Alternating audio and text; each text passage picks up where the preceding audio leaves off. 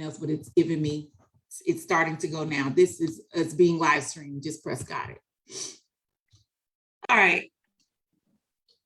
Well, according to this, we are live on Facebook, and there is a slight delay between us and Facebook, so don't worry about it.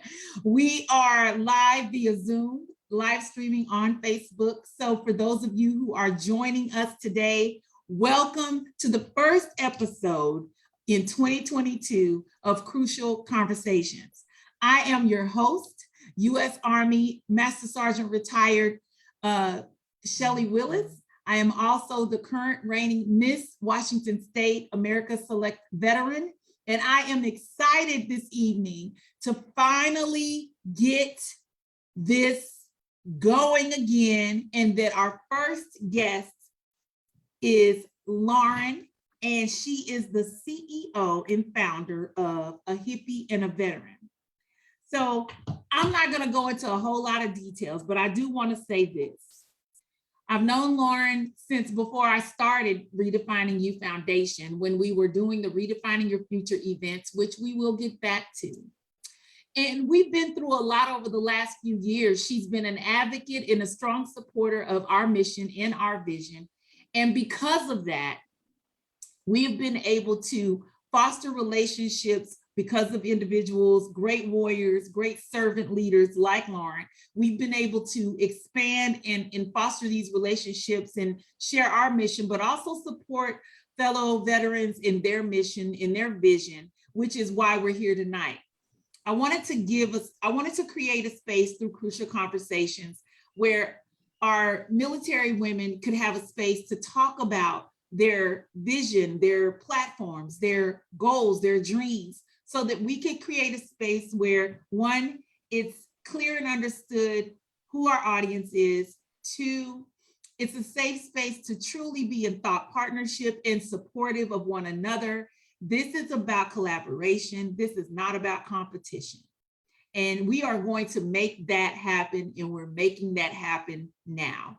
I know we've all been through a lot with all of the pandemic things, with all of our global and national political things.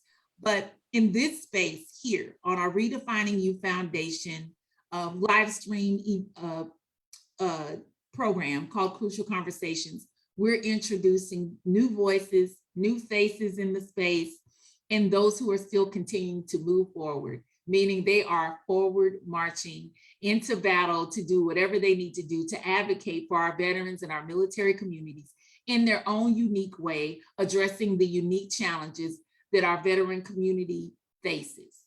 So with that, Lauren, I'm gonna turn it over to you. First of all, I just wanna say, hey girl, hey. Hey, it is so good to see you. It's been, I got to see you at the march recently, Yes. the Veterans March in Auburn. That was awesome.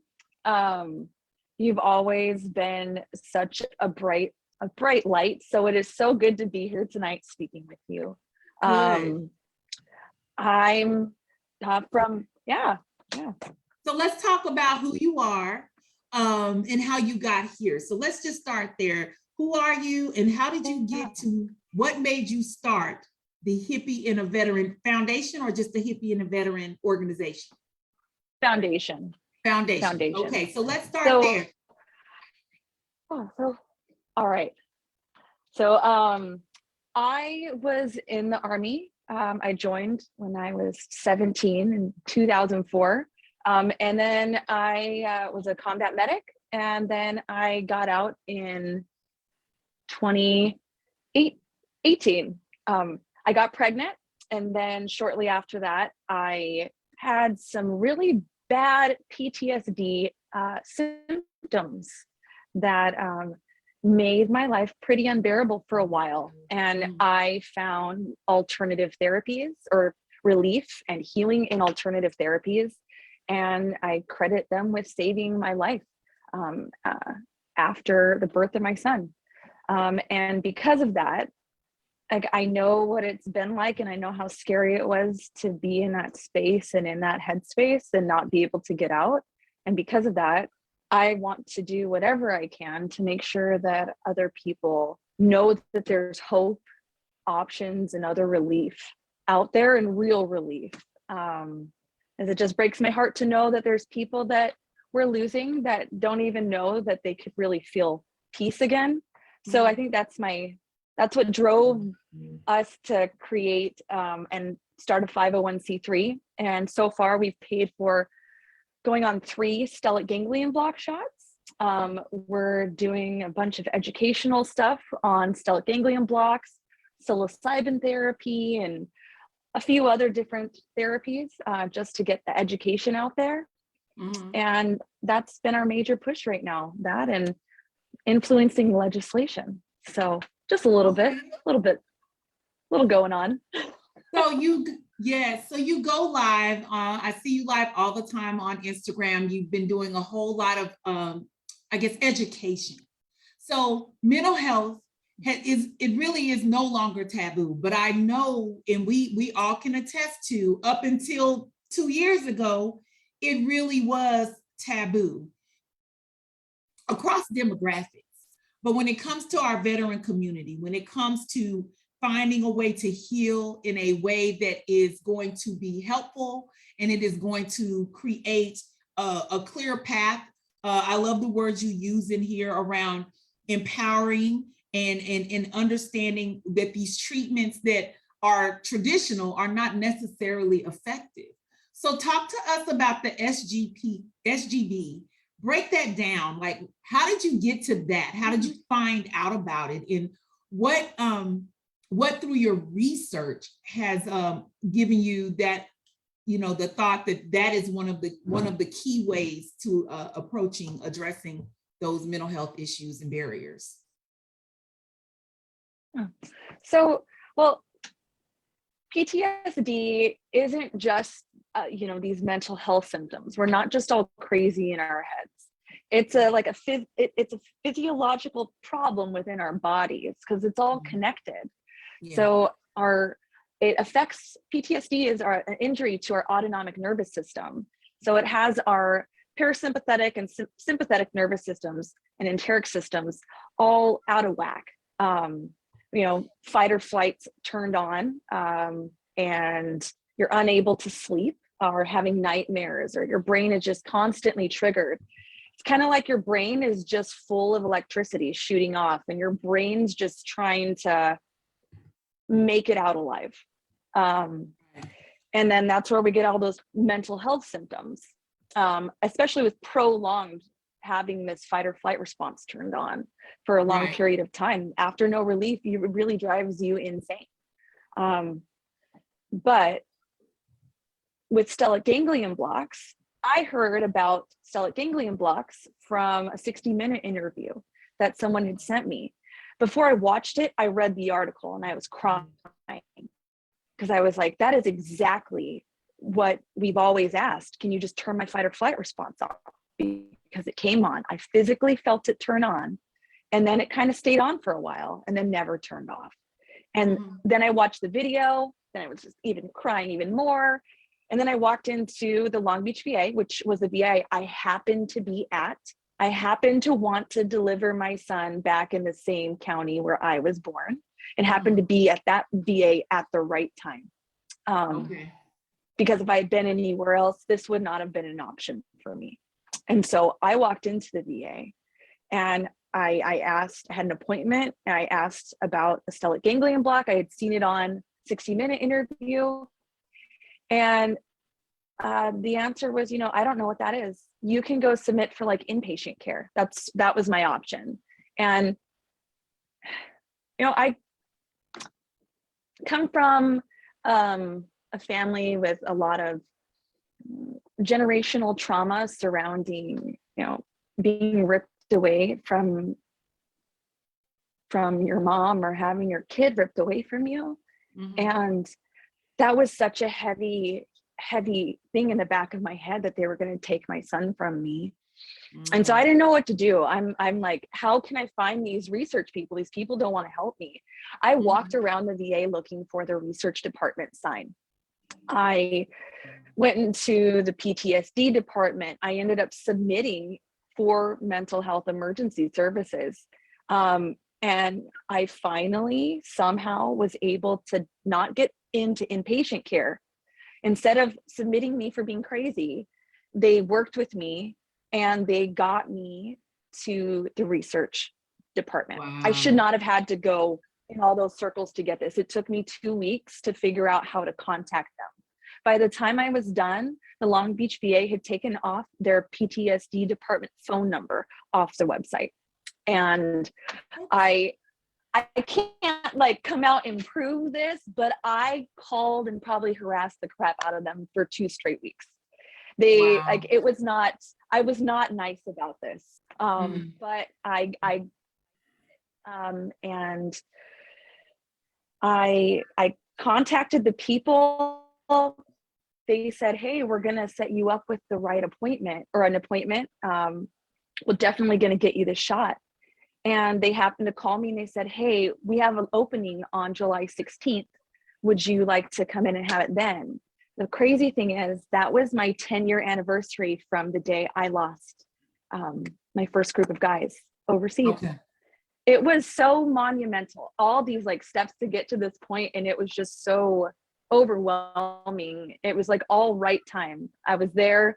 I was meant to be there for this stuff. And I got that shot, and like, it's like something came off my shoulders. My eyes changed. I could see. Everything had been really blurry before.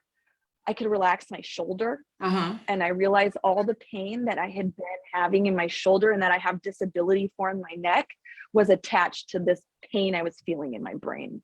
And then the mind-body connection just clicked. And I was like, they were saying this is an injury. And I'm like, yeah, it is an injury. Wow. 100%. When it gets to be to the point where you can't stop thinking about suicide, it's an injury and it needs to be addressed as such. Wow. So, yeah. I think I have more questions about navigating the system, the VA system, and wondering if they weren't taking you seriously because you were a woman, if that might have been part of it. But then it baffles me that you had to do the research to get an answer, to get to a department that they didn't necessarily want you to find, but you had the wherewithal to seek it out.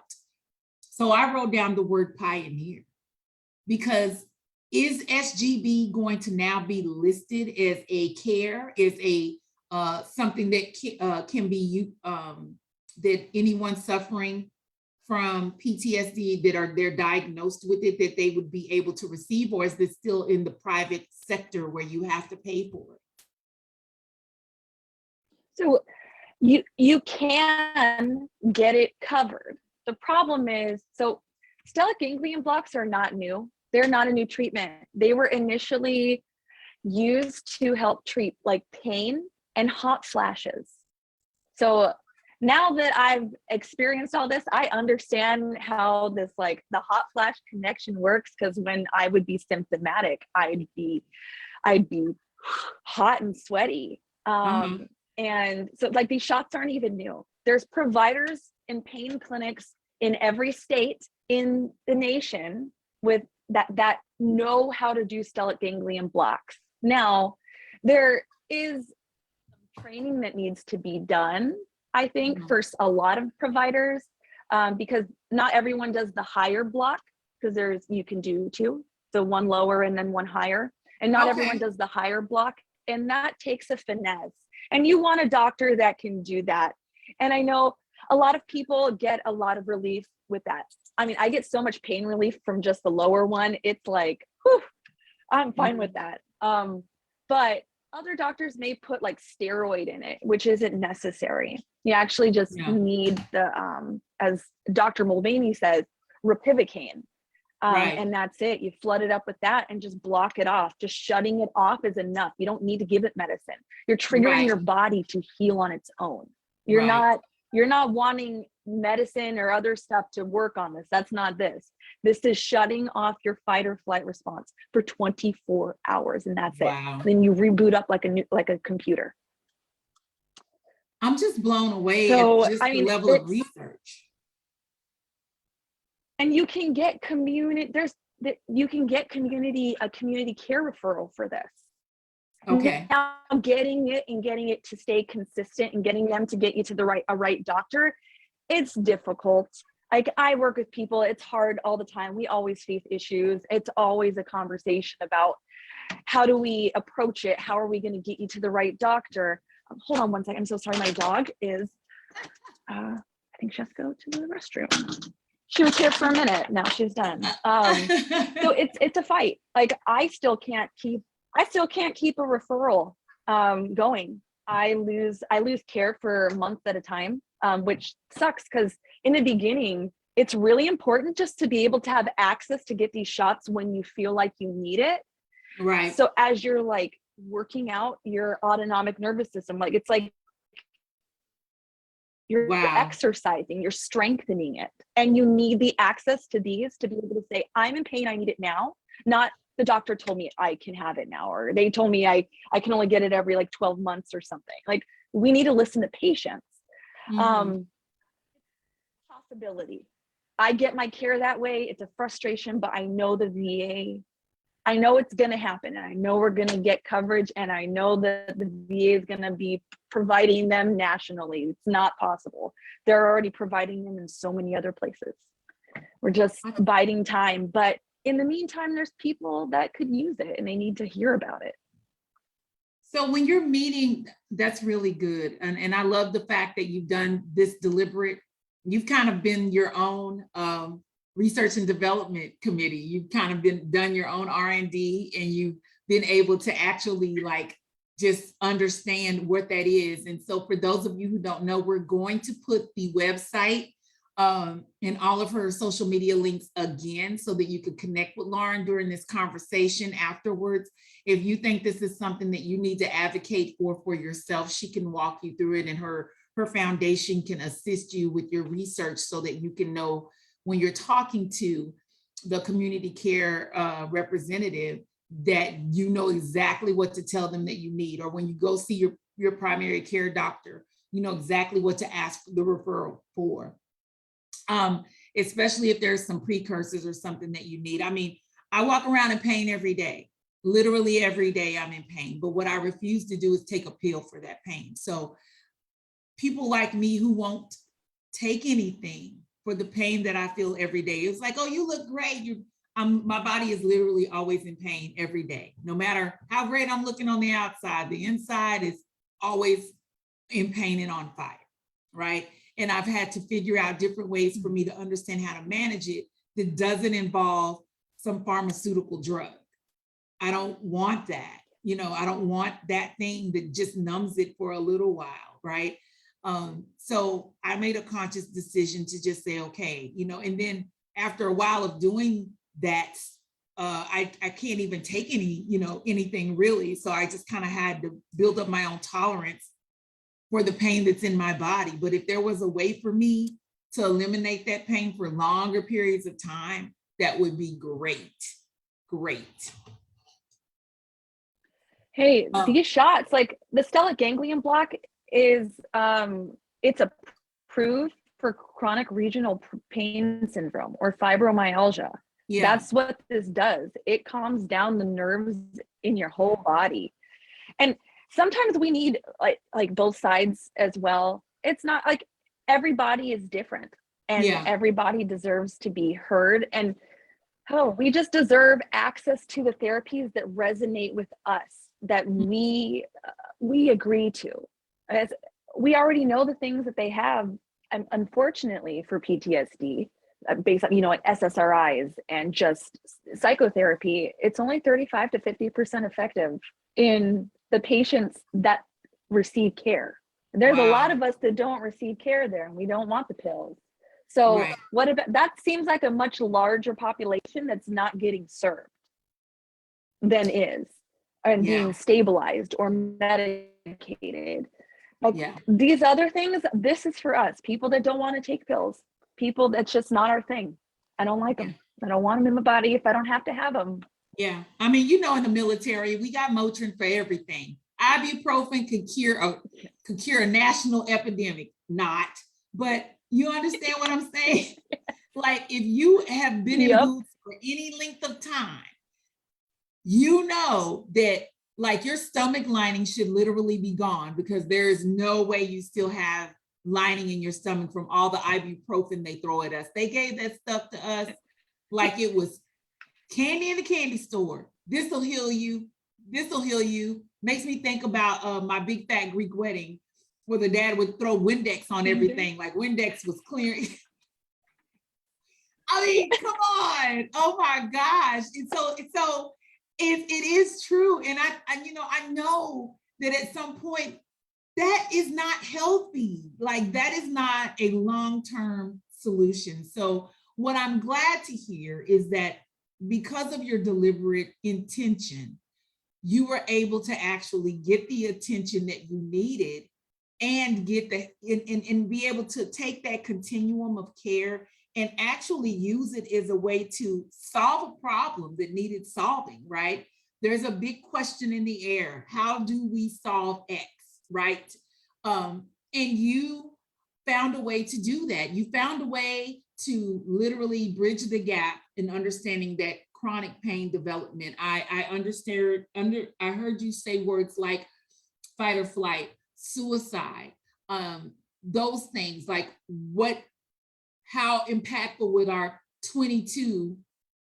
mission for 22 be? How much would that impact those who are in that type of pain that we can't even help them because of this type of stuff that should be one of the many things that can be offered up. It's not always about the psychotherapy piece, it plays a part, but it can't be just all that. So I have someone on Facebook saying that it's sad. Thank you, Rowena. She said that it's sad that there are things out there other than daily meds that can help, and we have to go through hell and high water to get it. It's great to know people like you and your foundation are here to show us differently. So like what you're doing means so much, and you don't even realize how many people you're impacting, which is why we're here to make sure that you get that out and we help you get that out as much as possible. I mean, if I'm dealing with something and, I could get addicted to those pharmaceutical drugs. I mean, we have soldiers, we've seen soldiers do that. We've seen soldiers get addicted to to these drugs, and even this is the scary thing though. Yeah. Like people with PTSD are like, so like we are expected to be addicts. I'm not doing it. Expectation. So yeah, why are we giving people pills that make them addicts that they're not supposed to be on long-term, none of them are approved to be taken together. Sure as hell your sleeping pills are not meant to be taken with your mental health meds. They are not FDA approved because it's dangerous and can kill people. So right. People can make mistakes, and these things hurt people and hurt our stomach linings, like you said. Our enteric system is a part of our autonomic nervous system. That's a part of the system that is our fight or flight response. So when we mess up the lining of our stomach, we're also messing up that system that is our whole body. Yeah. It's not just localized to our gut. And let me just give everybody I retired in 2013. So I always say we serve and suppress at the same time. I apply that to women, but overall, we all serve and suppress at the same time. However, what we are not thinking about is the long game after service. We're in a moment. Our bodies are always in motion. There is always stress on our bodies. There is always stress. Now understand, I grew up in the generation that had to play outside because we didn't have video games and TV shows to distract us, right? So I was the outside playing kid. But fast forward, we don't have that same type of generational, it's not the same. We're not built the same, right? So now you got to think that people are getting hurt, stressing their bodies quicker, may or may not heal depending on their health. If we take our bodies through so much while we're serving, we don't really realize how much damage we're doing. And I always feel like, it's like or you're going to pay for your 20s and your 30s, or you're going to pay for your 20s and 30s and your 40s. But it's when we stop and we're no longer in it, that over time our body sends us signals that we don't understand. Can you relate to that? Like, we start to receive signals, we're not quite sure why, and our body starts to, I don't know about anybody else, but my body started to act very dysfunctional, and my body started to fight me. Does that make sense? Does that resonate in any way? Absolutely. Absolutely. Well, the first time I ever had an injury that I ever felt extreme pain in this region that gets relieved by SGBs, it was when I had come home from Afghanistan, and it was for a period of time. I had to think back and like chronologically go back when these pains occurred. And it was when I had come home and I wasn't working for like 30 days. I was sitting around doing nothing, and my body had stopped. I wasn't working out. I wasn't taking care of myself. I was drinking. And it hit me hard, but I was able to recover. And later on, when I finally crashed, I could think back, like my body was like breaking down. And when I stopped, it was sending me signals like, hey, we've been in pain. And now that you're not doing that, let's address these things. But I didn't know how to address it. And instead I hurt myself. And I'm cracking my neck all the time. I know I caused damage to my neck because of how the nerve felt in my neck. And so I caused myself more damage on my bone because of my nerve pain. And that breaks my heart. Yeah, and I can't take it back. I know there's an age difference between you and I, but it doesn't even matter. Like, we're on equal footing with this stuff. It doesn't matter.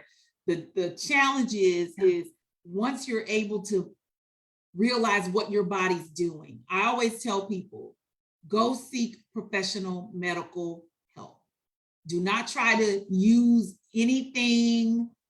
Try to at least get some professional medical assistance around that chronic pain, around what's going on, so that way they can give you what you need, or you can help, guide you along the way. I want to transition our conversation to there's been a conversation, I've seen you go live around like mushrooms and hallucinogens and things like that. So talk to us a little bit about that. Hi. So, well, I have been working in some capacity as mental health for myself with entheogens since I was in high school, like so many of us. Try and pot or whatnot, but in the military, you didn't have those options. I mean, I was a naughty kid and I definitely partook, but I never popped hot, and I was never a bad kid. I never did it on duty, like if I was on vacation somewhere. But I always knew that I could go back to those. I knew that there was relief there that I had understood previously. So when I got out, and luckily my husband was in the same belief as me. And when we met, I was like, oh, I haven't been around other people that believe in plant medicine like me in so long. And it was really nice and reinvigorating to be able to have those conversations. But so I am a huge pusher of psilocybin therapies. I don't like pills. And to me, psilocybin is the anti-pill. It can be used in what we all know as trip sitting, or having a trip, or it can be taken as microdoses.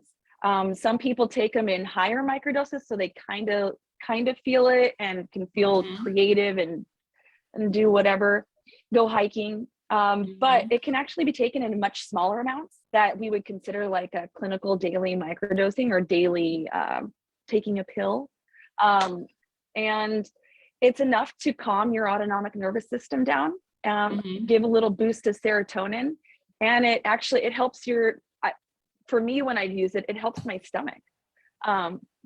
And I promote a lot of that because it's natural and safe. It was deemed by the FDA as safe for human consumption. I mean, it can't kill you, and it can't adversely hurt you. in long-term effects. So it's a really safe option versus medications that you can overdose on, that you can get very, very addicted to. It actually helps to sever addiction type pathways in our brains, and it helps with pain. So and I assume it probably works with our nerves. I mean, I'm not a researcher, so I can't that completely, but the way it feels for me is it helps calm my nerves, which is why it causes me to have less pain, because fibromyalgia, tensed up nerves all the time, you microdose, everything relaxes. Oh man. So I'm trying to, that's why I'm proud of it, or I like it, or I talk about it a lot. so let me get in here. We missed some people. Tatiana, she's, I guess, Psilocybin should be decriminalized for use by responsible adults. We need to help people learn how they can create a relationship with this natural medicine. Lauren is awesome. Thank you, Tatiana. Annette, how you doing? Thank you, Tatiana. She said that she's glad we're discussing this topic. And I'm just trying to go down here. Rowena told you, don't admit nothing. You didn't do anything. Nothing, yeah. Nothing at all. Tatiana just re-emphasized and supporting what you said about how it's been used for thousands of years.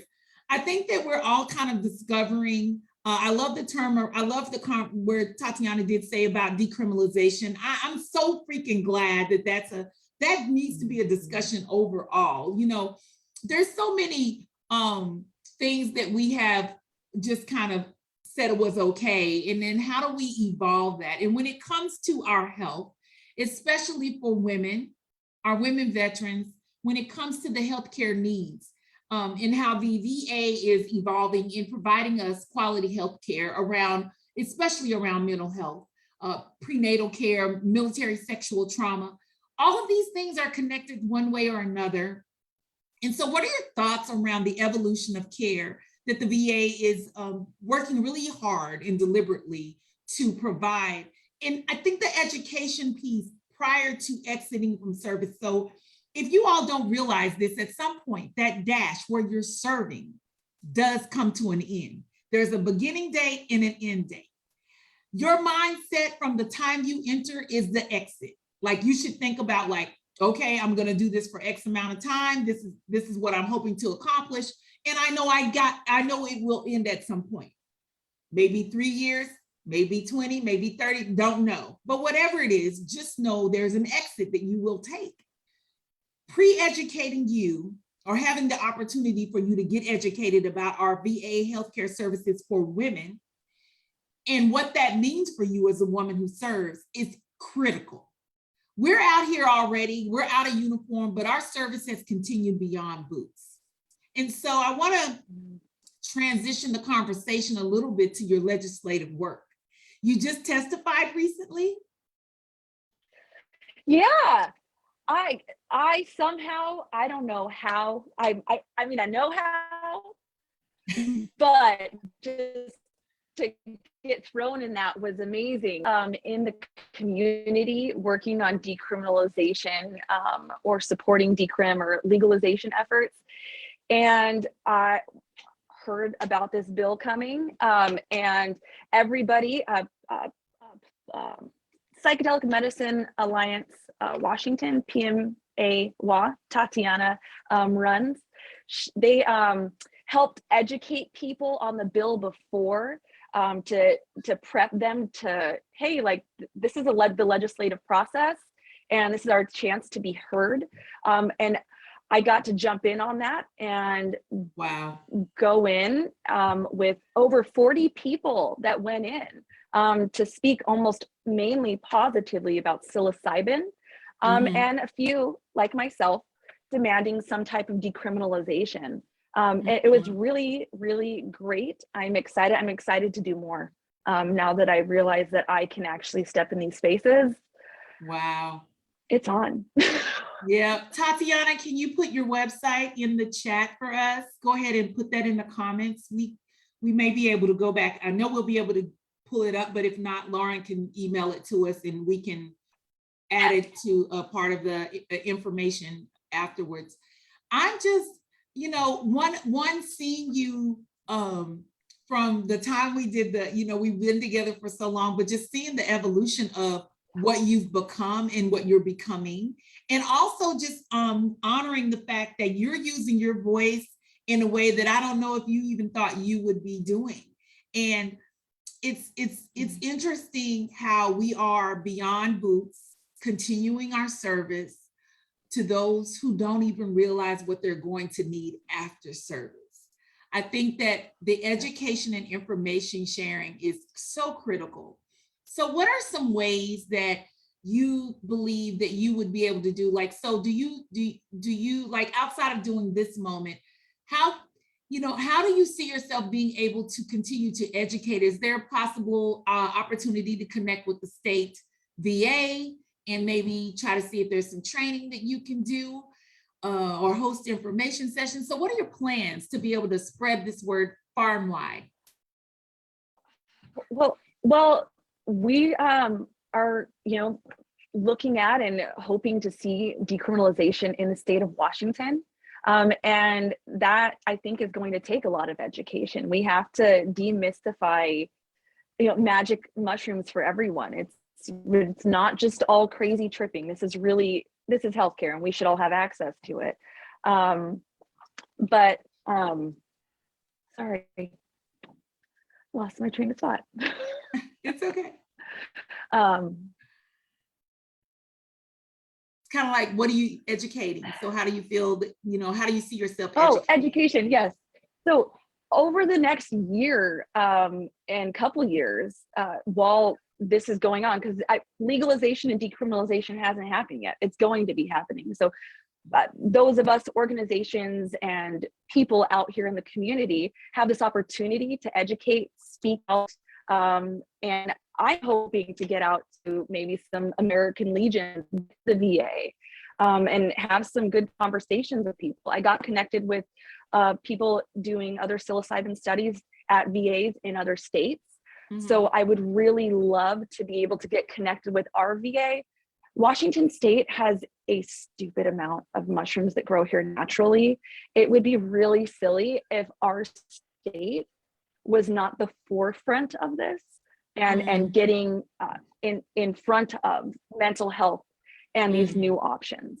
We have the chance to set an example, and I think we're going to do that for the nation. And we got Oregon already doing it up here in the Pacific Northwest. Right. So any way I can get out to speak, I am on it. Thank you, Tatiana, for sharing. That is great. So, and that's the key, right? Creating opportunities, platforms to speak. I am the vice chair for the Washington State Women Veterans Advisory Committee. And so we do brown bags and we have information sessions every quarter. I'm definitely going to submit your name is for someone to speak at one of our brown bag session where we have women veterans join us, where we're getting education and we're getting information that can help us to find the services and support we need, educate us on what's happening that we may not know about, and really get this in front of everyone so that they know and understand the power that it has and why this is so important. So what is the bill? Is there a bill in place right now that's going through the process? What is that bill? So there's two measures that are possibilities right now. There's one called ADAPT Washington. That's one that's a grassroots effort. And then there is SB5660. There is some differences in them. We know that ADAPT may have added in some of our equitability requests. That one, I know a main thing is that one reports to the Department of Ecology. And then this is a key thing, and I want everyone to really pay attention to this because the next bill is SB5660. That bill is really similar to the other one. It doesn't have like tier and class systems with providers, I believe, as much as the ADAPT bill. They did not add our requests into 5660 at all yet, but we still have time. And then this one reports to the Department of Agriculture. So I know that that is a contention between people that are wanting to make a profit off of this. So instead of educating, they're picking sides. We're not picking sides. We want to influence all these bills. But so those are the two bills that are out right now. And it's bigger than just picking a side. This is about mental health for everybody. And then I know there may be a personal, hopefully some personal decriminalization coming up. And then we're looking forward to seeing a full entheogenic or plant therapy, fungi therapy decriminalization bill in the state of Washington. Wow. It's just not, it's not up there yet, but it's going to happen. I'm like blown away because it's so much work that you've done and the partnership that you've made with the Psychedelic Medicine Alliance of Washington. It's so great to learn that information. So you have access to, if you don't belong to a VFW, you definitely should get in that space where we're talking at these veteran service organizations, being able to get you an audience where you could present about some of these things and things that we as veteran advocates can be advocating for, and what we need to really be looking for in some of these measures that are being brought forth by our local elected officials in what language they're using. One of the things that is so important is that we educate ourselves on the language that is being used, where they're bringing in efforts for the military, veteran community. Look at what those words say. Make sure that those words are supportive of whatever the act is, whatever the proposal is, so that you know that it is full on and supportive of our military and veteran communities. I don't think that there's anything that has shocked me about your evolution other than you're shocked by it. And I like I said, as sisters in service, collaborating, we create space. And so in my role is in this alignment is space and opportunity is here for you. I'm so excited for you. How can people find you, connect with you? Yeah. So we have 2 Facebook pages. We have Hippie and a Veteran, which is our main page. But I go ham over there when it comes to social issues and politics. So some people get banned from there or don't like all of that stuff. So we also have Hippie and a Veteran Foundation, which is only strictly mental health related. And we don't go, there's nothing to ban over there because people don't fight with me. So that one's open to everyone because I want to make sure that no matter what, even little grumpy people that don't like me, I want them to have this mental health information as well. We all deserve access, all of us. And if we don't all deserve access, then there's no point in fighting for it the way I am. So we got that. We have our website, Hippie. Okay. You can send messages on either of those platforms. We have our website, hippieandaveteran.com. You can submit questions or requests through our contact tab up there. There's tons of informational stuff on the website. And then I'm doing okay over on TikTok right now. So I see. I'm getting and lots Instagram. of Yeah, and Instagram. I'm actually not on TikTok as much as I am on Instagram. I love it. So I know you go live on Instagram. I know you are always, really intentional about the information that you share. You don't take it for granted at all, what you do. And I love the fact that you're so passionate about this. And it's our own lived experiences that allow us to pioneer change. It's our own lived experiences that allow us to, really change the narrative. When we think about does anyone else deserve to have to go through what I've gone through. So I'm just going to create a cause behind this. You may not start a nonprofit, but you definitely have a voice. You definitely have a reason to want to educate and inform the community about what it is that, whatever it is that you, a problem that you want to solve. And that's usually where things are created from. It's a problem we need to solve. And so I'm just so excited about all of it. I'm excited about your family, your new adventure. I'm glad you're back in Washington State. How are you feeling about all of this happening to you? Like, what are your next steps?